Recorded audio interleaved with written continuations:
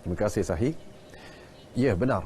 5 ekor penyu dari spesies karah dan agar ditemukan mati terdampar di pesisir pantai Terengganu dalam tempoh 3 minggu lalu. Rata-rata penyu berkenaan dipercayai lemas akibat terperangkap dalam pukat tunda selain seekor anak penyu mati kerana tertelan plastik. Susulan itu, Pengarah Jabatan Perikanan Negeri Ruzaidi Mamat berkata pasukan pemantauan digerakkan bagi memeriksa nelayan pukat tunda di seluruh negeri.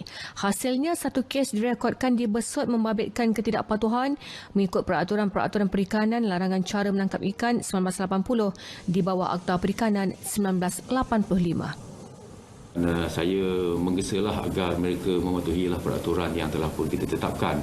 Peraturan kita ialah kita nak supaya pada peralatan pukat tunda mereka hendaklah memasang peranti penyisir penyu ataupun dalam bahasa Inggerisnya total excluder device yang telah pun kita letakkan syarat kepada mereka untuk dipasang khusus untuk kita pastikan bahawasanya aktiviti mereka ini tidak akan merangkap penyu apabila penyu termasuk ke dalam pukat tunda mereka.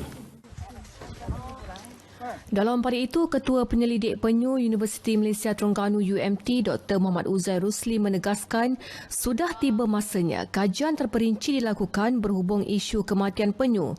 Beliau berkata kehidupan penyu ini 90% di lautan dan program konservasi hanya dilakukan di daratan sahaja.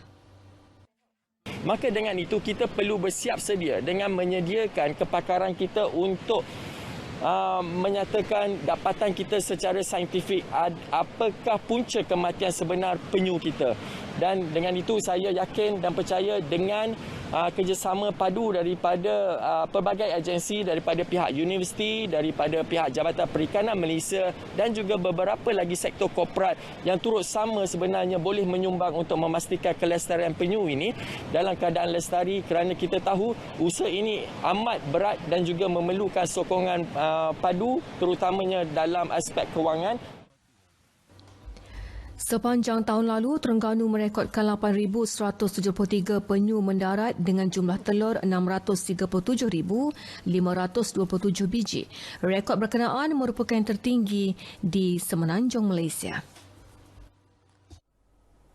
Sementara itu, pengunjung Pantai Peranginan di Terengganu dinasihat lebih berhati-hati dan peka dengan keadaan laut berikutan monsun timur laut masih aktif.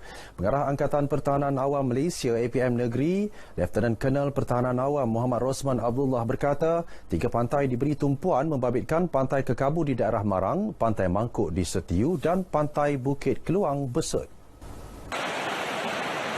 Pengunjung diingatkan untuk mematuhi arahan pihak berkuasa dari semasa ke semasa.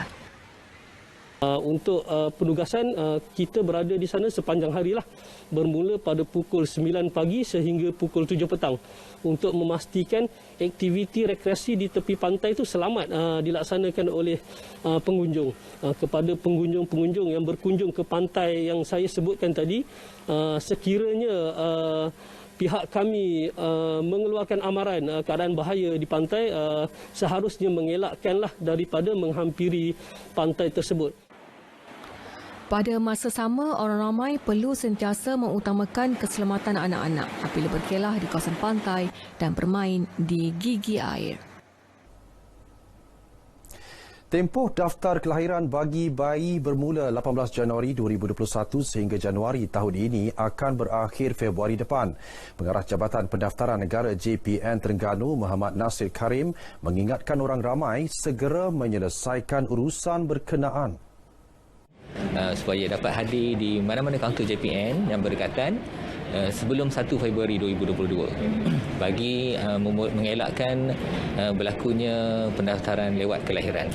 Jadi sebenarnya kita menggalakkan supaya ibu bapa, terutamanya bapa lah dan juga waris untuk hadir terus di mana-mana kaunter JPN yang berdekatan selepas pada bayi dilahirkan ataupun anak dilahirkan untuk membolehkan pendaftaran dapat diselesaikan lebih awal bagi mengelakkan berlakunya masalah-masalah ataupun kesulitan di kemudian hari.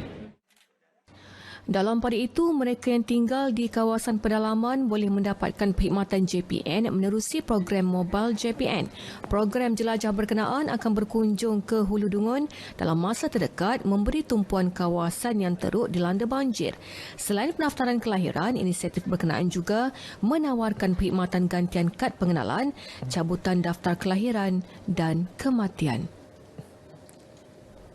Laporan itu mengakhiri perkembangan dari Terengganu. Berita wilayah, peka dan berwibawa.